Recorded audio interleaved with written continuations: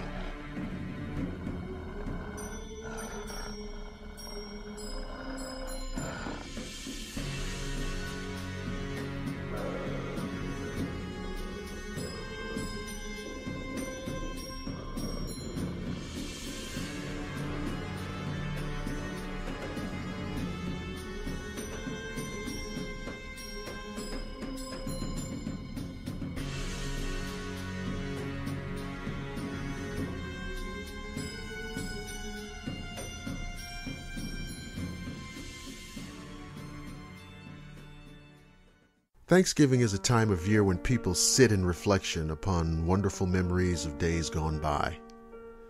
It is a time of rejoicing, of celebration, of reestablishing the bonds of friendship and family. It is the pinnacle of our autumnal consciousness. But it is also a time when the specters and phantoms of the past emerge to dance as vague shadows along the stones of the amber-lit hearth, to flit as tattered shades through the dark, crisp November air.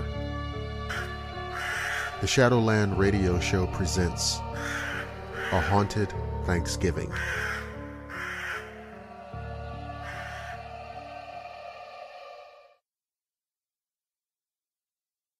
As Americans gather for the Thanksgiving holiday, it is perhaps time to turn the clock back to one family feast that did not raise quite as much cheer. It tells of the terrible incidents that took place in a house in Oakville, Georgia, USA, in the latter part of the 19th century. This spot had earned a high place amongst haunted localities, and in its day was comparable with the famous house in Berkeley Square.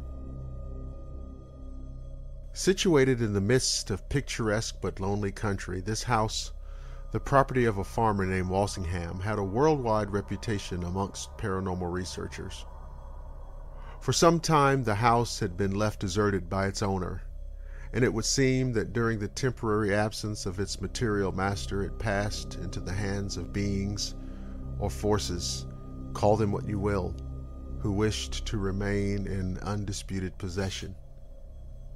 When Walsingham and his family decided to return and take up their abode in the house, they were struck on the very first day by the peculiar feeling of the place.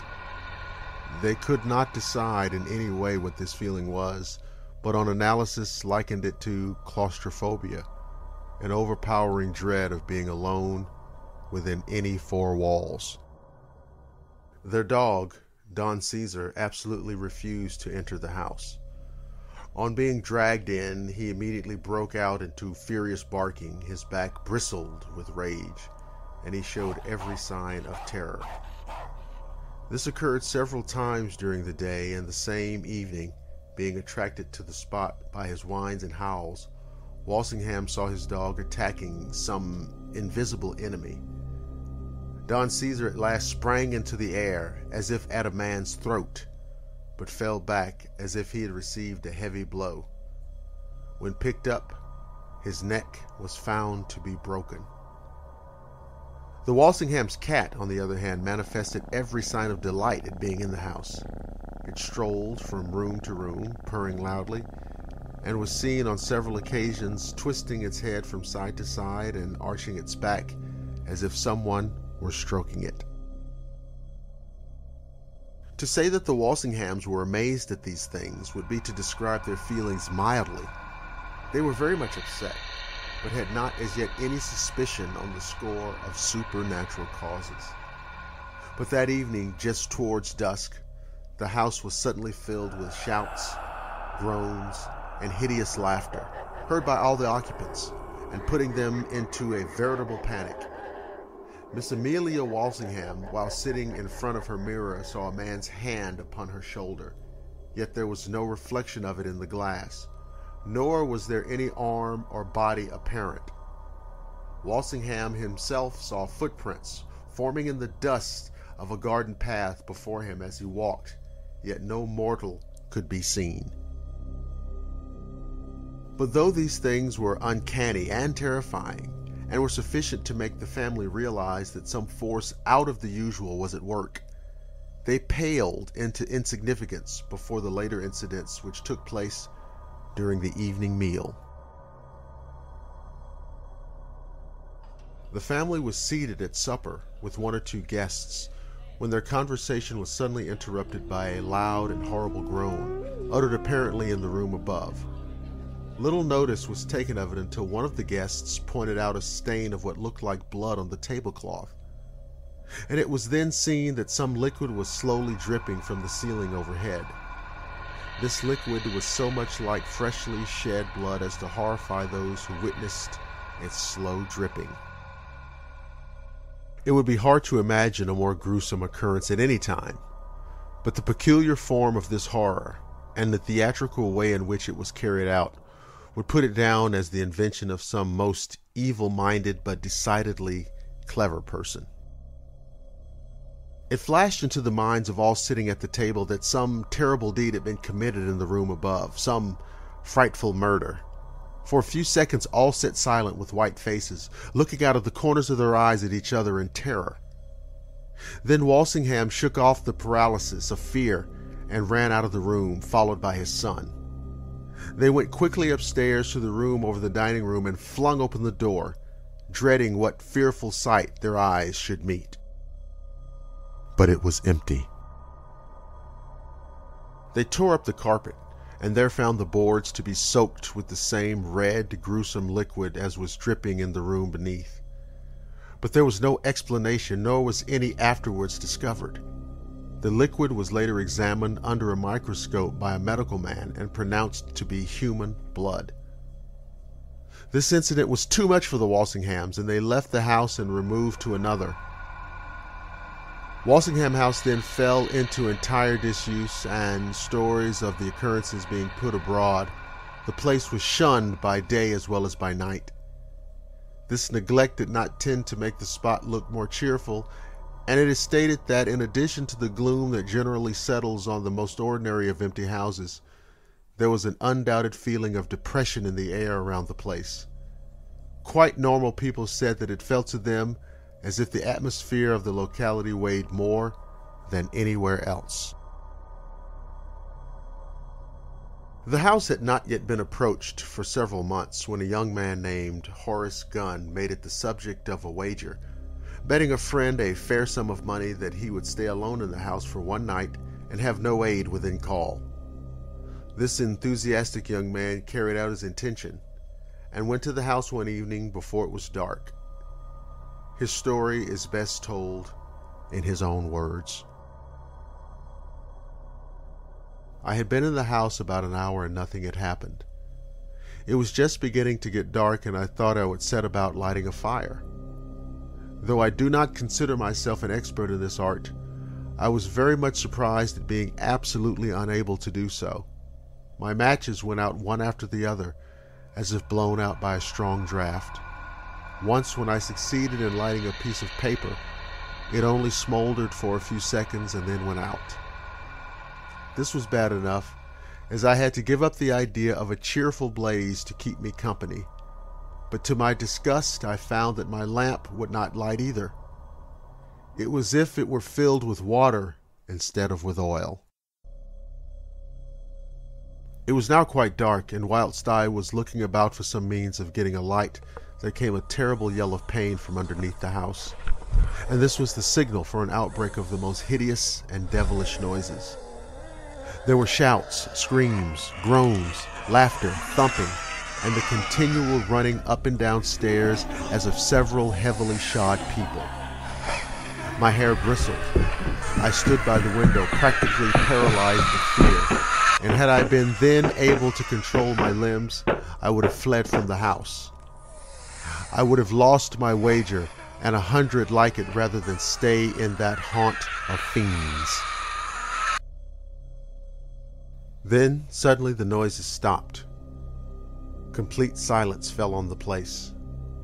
But far from reassuring me, this made matters worse, for now I dreaded the silence even more than I had the ghostly noises.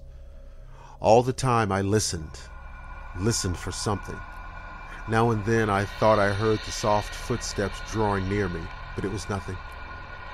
This waiting and dreading was far worse than the pandemonium of terror. I did not have long to wait for the next move, for in the darkness there suddenly appeared a small spot of grayish light on the wall opposite me. It grew larger and larger, altering in shape, until it assumed the outline of a human head, at the same time losing its flatness. Soon it was a real head floating in the air. Its hair was long and gray and matted together, and it had a deep and jagged cut in one temple. The whole face indicated suffering and misery. The eyes were wide open and gleamed with an unearthly fire, while they seemed to direct their gaze upon me. The head moved about the room, but always the eyes turned in my direction. Then it vanished, but there broke out in the room a loud and awe-inspiring wail, as of several souls in anguish. I thought then that I could see indistinct shapes flitting about, and mustering up all my courage, I attempted to pass them and gain the door. But just as I reached it, I felt my ankle seized in a firm grasp. I was thrown down and felt fingers grasping at my throat. At this point, Mr. Gunn's story ceases. He was found by his friends next morning, unconscious on the floor by the door, and bearing on his throat the marks of long, thin fingers with cruel, curved nails. After this experience, no one was found to have anything more to do with the house, though a few people interested in such matters attempted to find out some reason for this terrible haunting. Though several avenues of investigation were explored, nothing very conclusive was discovered.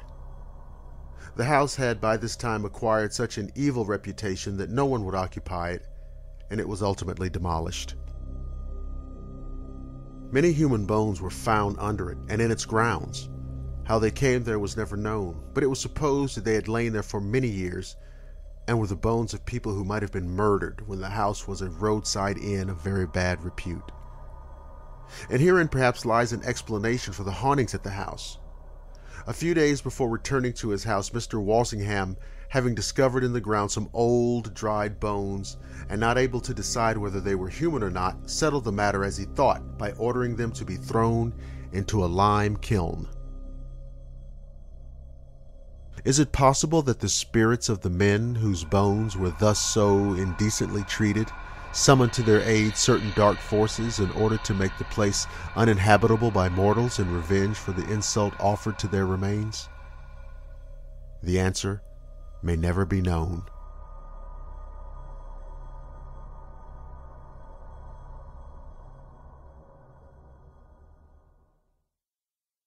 And that concludes this edition of the Shadowland Radio Show special presentation of A Haunted Thanksgiving.